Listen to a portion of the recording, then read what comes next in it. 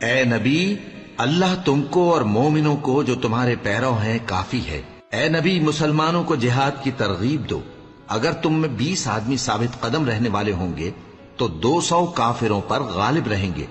اور اگر 100 ایسے ہوں گے تو 1000 پر غالب رہیں گے، اس لیے کہ کافر ایسے لوگ ہیں کہ کچھ بھی سمجھ نہیں رکھتے۔